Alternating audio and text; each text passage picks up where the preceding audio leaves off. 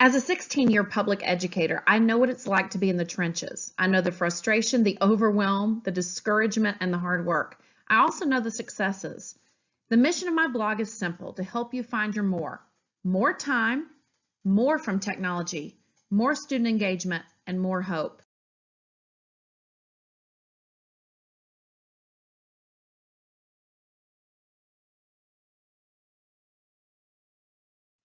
Hey everybody, back again. This is Suzy Lolley, and if you just joined us since yesterday, I'm so glad to have you doing a series of videos called Techmas, the 12 days specifically. And so every day I want to give you tech tips, and today I'm so excited to share about Breakout Edu. It has literally been one of the most amazing game changers for me in educational, just the world, not educational technology necessarily, but we can integrate technology into it. But in honor of Christmas, I want to start every day, instead of just talking technology, I want to start with some kind of Christmas as well. So I want to talk to you today about 2 ingredient fudge. Now I'm holding a can of funfetti, which is not actually the frosting that I would recommend for this recipe, but I used the other kind making fudge for some church people the other day. But let me talk to you about this amazing fudge. So you get a bag of chocolate chips. These are just Aldi brand. They don't have to be fancy. And if you'll put them on low on your stove, you got to be continually watching, because you want to stir, stir, stir until they're melted. If you're not brave enough to put them directly in a pot, then you can just get a double boiler, put a glass bowl over top of some boiling water, do it that way. You can do it in the microwave. I'm a risk taker. So the whole container of chocolate chips, and I think it's about 2 cups if you were to measure it out. This is 12 ounces, okay? Once that is melted and completely smooth, immediately remove it from the heat, and then not funfetti, but chocolate frosting. Just take a whole can of chocolate frosting, stir it in with the melted chocolate chips, and you have fudge, y'all. It's so good. I pour mine into a greased little, maybe an 8x8 container. Just make sure it's greased really well and let it set up for a couple hours, and you have fudge. I had, whenever you can get a grandma's recommendation or a grandma asking you for your fudge recipe, you know that you've really hit the jackpot. So I had a grandma ask me for my recipe, and I know that that's how good it is. If you want to get a little fancier, and I don't have these ingredients in here with me, but you can make 4 ingredient peanut butter fudge. I totally ripped this off of Pinterest. So if you want to follow me over there, Suzy Lolley, then you can find the real recipe. But this is about all it takes. You add 2 cups of sugar, and yes, that's 2 cups. 2 cups of sugar to a saucepan with half a cup of milk. You stir it all up to kind of get it blended, and then you bring it to a boil. When you start to see bubble, bubble, bubble, put your timer on for 2.5 minutes. Stir, stir, stir continuously. As soon as it's been boiling for exactly 2.5 minutes, don't go over. I did that the other day and it was not good. 2.5 minutes, pull it off the heat, add 3/4 of a cup of peanut butter and a teaspoon of vanilla, and you have yourself some amazing peanut butter fudge. Now, I try not to feed my dad treats like that a lot, but anyway, he loved it so much that I made him that a couple times while he was staying with us in the summer. So shout out to my dad, who's in Clewiston, Florida right now. But anyway, that's your little taste of Christmas. If you enjoyed that, then you might have missed yesterday's coffee punch. So make sure you go back and get that recipe as well. But now on to Techmas, which is why we're all here. And today we're talking about a topic about which I'm so passionate. It's Breakout Edu. And I do have a couple notes over here to the right, just because I get so excited, I don't want to forget to tell you anything. And so as I'm talking through, I'm just going to kind of give you an introduction to Breakout Edu, and then I want to get into something really cool that you may not have done, which is how to create Breakout Edu games for friends and family that could be an amazing, really special, heartfelt Christmas gift, and you could do them even this late in the game. I'm recording this on December 17th. You got time. You got 7 days to go and make your friends a really fun Christmas gift. So let's talk about what Breakout Edu is. First of all, I want to know, show of hands, so that means other way, leave me a comment to let me know if you have ever been to an escape room. The escape room concept was introduced to me a few years ago. Our friend Jamie Ellis, I'm sure he will tune into the video and he can say hey over there in the comments. But Jamie Ellis was having a birthday, and for his birthday, he and several friends paid to go get locked in a room. Doesn't that sound fun? Well, when you pay to go get locked in an escape room, it's usually zombie themed. There's a zombie on a chain. Every 10 minutes, his chain gets longer. That would freak me out. I don't think I could do that one, but they have them all kinds of themes. There's an 80s escape room. You get the drift, but you're locked in a room and you get clues. And those clues are spread out everywhere. You're almost like a forensic expert or a detective or something. You're finding clues and you see something and you're like, what in the world is this? Oh, I think it goes with blah, blah, blah over there. And so you start to put clues together. And as you do, you're able to find keys and unlock the room. Well, because we can't lock students in a room, I can think of several reasons why we wouldn't lock especially high schoolers in a room, if you get my drift. Then the alternative to that is Breakout Edu. And I'm going to show you my box without hopefully knocking anything over. But Breakout Edu used to come in a box like this. Now it comes in a nice plastic box, but I'm excited that I got in on the ground floor when these were lovingly made by the founder's father in his garage, I do believe. But Breakout Edu is a kit where it's your content at the center, but students are finding clues and solving puzzles. So if you're a math teacher, you're getting them to engage with math content for an extended period of time. If you're a science teacher, if you're a reading teacher, whatever it is, it's your content that they're engaging with by choice. And students are finding clues, solving puzzles, and instead of breaking out of the room, they're breaking into the box within a certain time period. It's usually 45 minutes. And when you get more into Breakout EDU, you can find all kinds of pre-made games. And each game comes with a recommended time limit, but a lot of them are 45 minutes. The rules that I usually share with my students at the beginning of the game are these. And guess what? I'm going to give you this whole orientation that I'm sharing right now. You're going to have 2 hints throughout the game. I'm going to show you my hint cards when I give you a tour of my kit. But you're going to use your 2 hints wisely. So if students know that they only get 2 hints, I don't let them ask for a clue within the first 10 minutes. I want to know they've really persisted and thought and done some, some teamwork. And so I give them 2 clues. Now, a lot of my teams, though, will try to be tough and they're like, I'm not going to ask for any clues. If it gets to the last few minutes of the game and they haven't broken very many locks at all, then I say, hey guys, don't you remember you have a couple clues? So 2 clues are included in the game and there's no penalty for using those. But their goal is to beat the clock and to think. And the whole team has to win. So I remind my students that they need to divide and conquer. Everybody shouldn't be gathered around the same puzzle watching 2 kids work on it. Instead, spreading around the room, finding different things to work on. And then, true story, whenever I do this with students, I always have 1 kid who cries and 1 kid who wanders. You have a kid who is used to getting straight A's. A lot of times, honestly, it's one of my gifted students, and they're used to getting a gold star, and I can do everything. And, I always know how to fill out this worksheet with complete accuracy. And they're so used to being successful at everything that it frustrates them that Breakout EDU involves some stepping back and some thinking and some putting together clues. That really stresses them out. So you're going to have a kid that just says, I can't do this, and starts to cry. So whether it's you playing or making this for your friends, or whether your students are playing, make sure you don't let them be the crying kid. The second personality type that can be disruptive to this game is the wandering kid. The first time I ever played, it was with a group of 3rd graders. And I had 1 kid who just kept walking around the room and he goes, 7 minutes, not contributing anything except to annoy the other kids by reminding them how much time. You do need a timekeeper, but we're reminding students or adults, don't make that your only function. You can do this, okay? So logistics, what do I recommend? I always tell students, and you would tell this as we're talking about making Christmas games, tell your friends, your family, whoever's going to play this game to study the locks first. I think of it just like a multiple choice test. If I know that these are my options, then I'm maybe going to make a better educated guess. So if I know that I have a 4-digit lock and a 3-digit lock and a key lock, and I'm studying this puzzle that starts to mention the location of a key, I think, oh, maybe this puzzle, when I find it, will help me find the key lock. So just reminding people who are playing to put those 2 things together. Study what you're going to do before you finish it. Also, I use what's called a lock parking lot. I'll show you that in just a minute. But it keeps kids from fiddling with the locks, or adults. We get hyper and we're just sitting there clicking, which could cause your locks to get broken. And I don't want you to have any broken locks. So you just want to make sure that when students are done completing any locks, that they put their locks open in the lock parking lot. That also will give you time to go back and reset the lock before another group if you're going to be playing it in class. I would recommend that students in groups have a timekeeper and a recorder. So I said not just timekeeping, but make sure that they have a timekeeper that's involved. And then also someone who writes things down. Hey, Candace, glad to have you. I usually put a little pack of sticky notes. Kids love, because they can't they're not teachers. They get this huge thrill out of writing on the whiteboard or writing on sticky notes. So I just usually put a little pack of sticky notes, or you could use a whiteboard. Put that at each station if you're going to have your students in groups, and have them write down what locks they've tried. That way, if I'm kid number 3 that's approached this puzzle, sometimes you'll notice kids get frustrated. They walk away from a puzzle, or adults, if that's who you're making this for. That's totally fine. I want the next group that comes around to know what I've already tried, so we're not wasting time.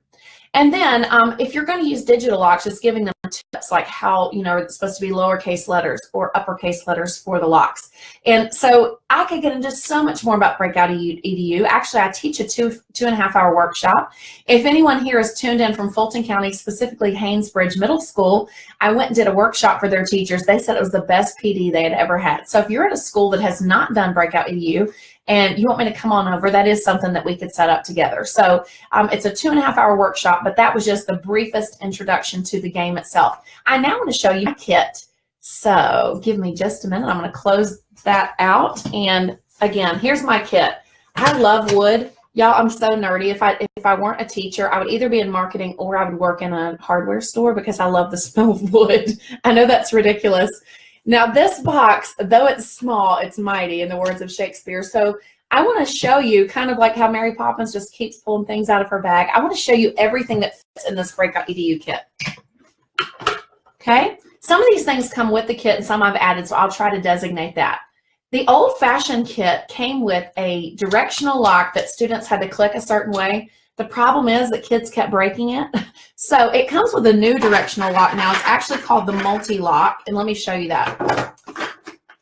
It comes with this one lock, but then it comes with different sets of wheels. Like right now, the letter wheels are on there, but it also comes with like shape wheels. You can see the shapes there. It comes with color wheels. And what's this one? These are number wheels. So I love that it's called the multi-lock, and it has several different settings you can put it in. So if your puzzle requires shapes, you've got them, or numbers, or whatever. And there's no crazy clicking to reset. Although I'm still attached to this one. Like I said, I got it on Breakout EDU on the ground floor. So I'm still attached to that. I've added some other things along the way. I went to an escape classroom, and so I've just won different locks. But the Dollar Tree is a great way if you want to enhance your kit, get more key locks. They have bicycle locks, just different things you can add. Get those at the Dollar Tree. But speaking more about the kit, and I'm unpacking here like Mary Poppins, the kit also comes with these two items that work together. You have an invisible ink pen, and this can be used to, write a hidden code. This is probably the kid's favorite thing, and it costs $1. If you have a book fair coming to your school, I would recommend buying a few extra of these. But the one that comes with the kit also functions as a flashlight. So it's also a UV flashlight, but the kit comes as well with a big UV flashlight. Okay. Sometimes teachers will hide the batteries separate. They'll hide the pen. You have so many clues. And again, this would be like a 2.5 hour workshop. So you're not going to see everything that I would do with these, but I just want you to see what comes with the kit. So those can work in tandem. What else comes with the kit? A hasp. Y'all had never heard of a hasp before I heard of this, but it basically allows you to, when you close it, you can lock multiple locks on this one thing. Okay. So when you're locking your box, you could have up to 6 locks actually locked on the box. Okay. Again, this is the word lock that used to come with the kit, but I just showed you the multi-lock. So I've got the hasp. Comes with a combination lock of some kind. This is the 4-digit combination. It usually comes with this and also a 3-digit lock box. Now I'm going to tell you the truth. I had some teachers, when I mentioned Haynesbridge a few minutes ago, I had some teachers who used my lock box and they jammed it. So what I've been doing since then is just taking a plastic zipper pouch. I got this again at my favorite place, the Dollar Tree, and I've been folding it. This one folds a little bit better. I've been folding it so that the zipper can hook on up here. And I've just been using a 3-digit lock to hook these two things together. So you can use materials that you have. You can use materials that come with a kit to create your own. But then I've enhanced it in some ways that I think are good. For example, if you're going to use a shared box, I have this thing called the lock maintenance sheet. Okay. And the lock maintenance sheet allows teachers who might be using your box to list what game they played and what all the combinations were. That helps them and you to reset the locks should anything get stuck and you can't remember what game was going there. I also have lock reset materials all stored, again, in a Dollar Tree Ziploc pouch. So, as well as my hint cards. Forgot to show you those. But the kit does come with a couple hint cards. You can also print those from the website. And students just turn those in when they're ready to use a hint. But I took all of my lock reset materials, labeled them, laminated them, and stored them in a kit. Because again, I'm using a shared box and I pass these around. The last thing, or no, two more things that come in my kit. You can print this again from Breakout Edu. It's the lock parking lot. I talked a few minutes ago about how kids are fidgety and so are adults. So if you're going to be making a gift with a Breakout Edu kit, give them a place to park the locks unlocked when they're done. So if they've solved the directional lock or the key lock or whatever it is, I'm having a hard time pointing the opposite way, then you know, this gives them a place to put it where you can reset it and you know they're not going to break it by continually fidgeting. Okay. And then finally, you only can access the winner signs if you break into the box. So the loser signs I keep out, because if they don't break in, I want to make them hold up things like we almost did it. But if they break in, they get fun signs like this. And you can find these all over the Facebook group, but also Breakout Edu provides a kit for this. So when you go to Breakout Edu, you can buy a kit, you can find out more about the games. But here is what I'm here to talk to you about today. And I'm going to put this box on the floor. Today, we're here to talk about how if you're last minute or you just want to be really creative with your Christmas present, you can make some gifts for friends or family that are going to build teamwork, are going to let them know you really thought about them, and involve Breakout Edu. So you ready to get started? I am going to pop a couple links over here in the chat. The first one is going to be a link to the orientation that I just did with you live, the quick version of it. This is a Breakout teacher orientation. So if you are someone who's new to Breakout Edu, you can go to that mix link and it will walk you through exactly what I just did as far as how the game works, what rules you should share with your students, what the kit comes with, and all of that, okay? But now I want to dive into a couple of games that I have created for friends. And so this first one is called Friends Breakout. I was really creative with this. We were having a girls' night, and I thought, you know what, we're going to do a devotion, but I want to have a little bit of team building as well. So yesterday I learned that if I share my screen, then I can't come back and talk. It ends the video. So if you want to follow along with me, then I'm going to give you just a minute to click the link that says Friends Breakout and go there with me.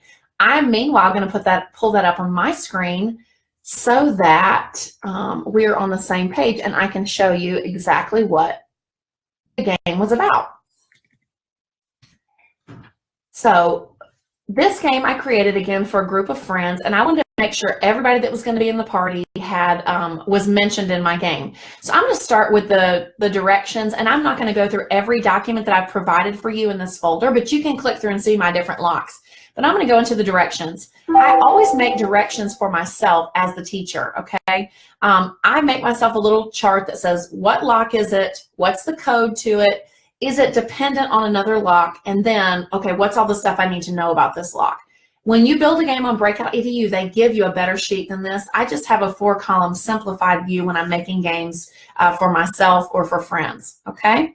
So for example, I had a treasure map, or I had a map clue, and I had 2 friends' names hidden in that on the back. Let me pull up.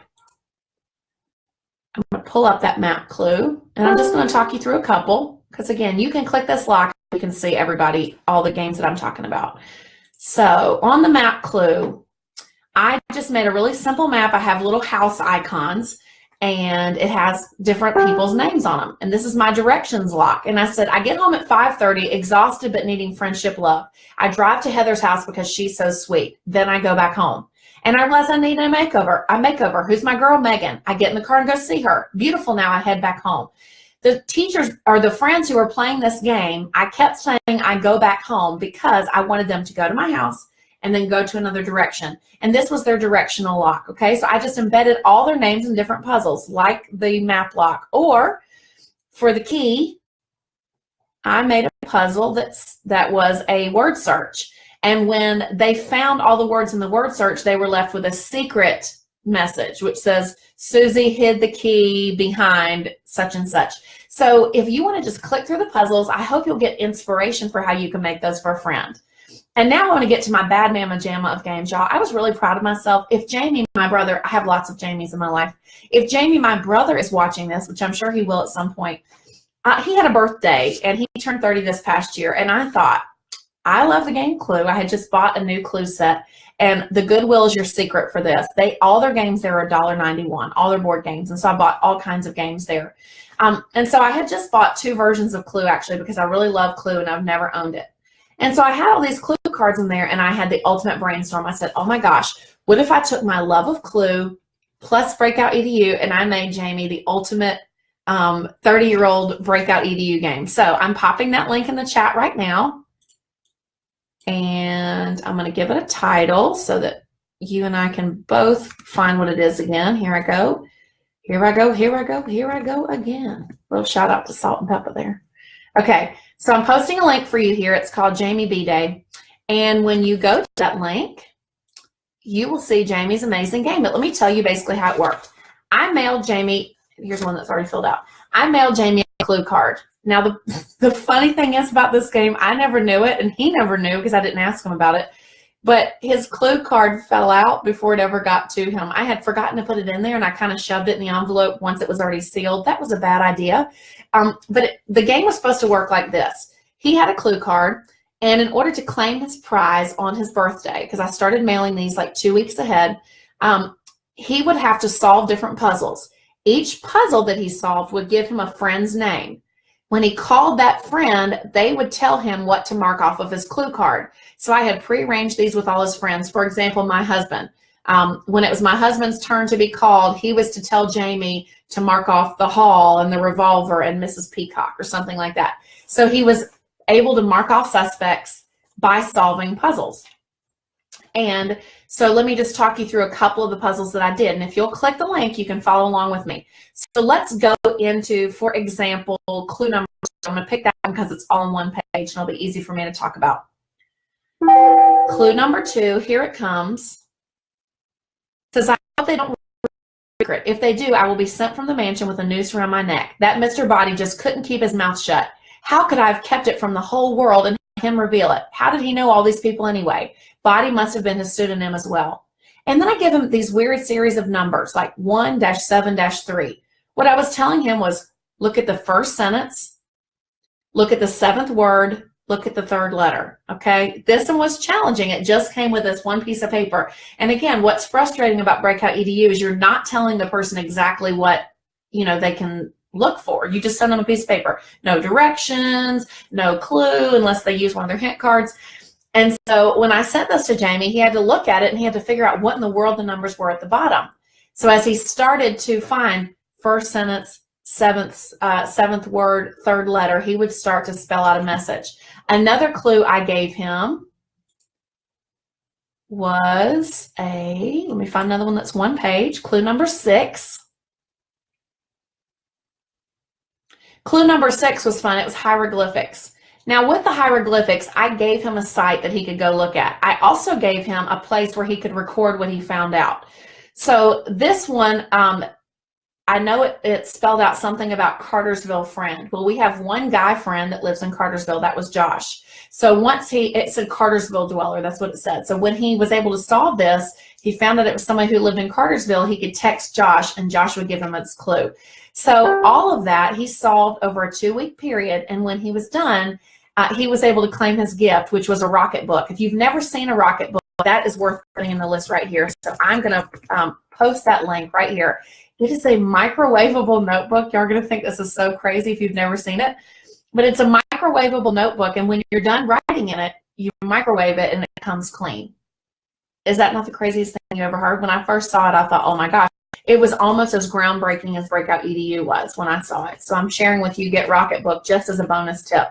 But the Rocketbook allows you to save physical notes, because I don't know about you, but I like writing in a notebook. But it allows you to save physical notebooks to the cloud. You can send them to your OneNote, your OneDrive, your Google Drive, wherever. And then when you're done using up the whole notebook, you're able to microwave it and get it clean. So amazing. And that was his result if he showed me his completed clue card. Now, obviously, he lost the card or the mail did or something, but he was able to tell me the answer, and then I was able to give him his notebook. So I hope that all of this, I know it's been fast talking and I couldn't screen share with you, which makes me sad, but if you'll click on any of these links, that way, I'm going to learn how to point the right direction. If you'll click on any of the links over here, you're going to see how to play the game, my friendship game, and also my Jamie birthday game. And I hope all of that inspires you. You know what I would really love? If you would tweet me at Suzy Lolley, and that's SUZYLOLLEY. I'll actually post it over here in the comments. If you will tweet me and share your game with me, I would love to see pictures and how it made your friends and family happy. So that's it for day 2 of Techmas. If you love the video, will you please share it? I would love to hit 100 likes this week. Right now we're at about 75. So thanks again for tuning in, and I hope it's been a great day for you. Hey guys, I put my heart into these videos, so I hope you loved it. I hope you've loved all of them, but if you haven't, then make sure you go back and watch the previous videos. I'm making playlists for you all the time. So if you're somebody who wants time savers, there's a playlist for that. If you want to gamify, playlist for that. And all of my themes of my blog. So did you like it? Go ahead and click the thumb below. If you really liked it, I'd love if you shared it on your favorite social media channel. I'm at Suzy Lolley on Twitter. And then finally, my very favorite is if you subscribe. Subscribe to YouTube and subscribe on the blog. Take care.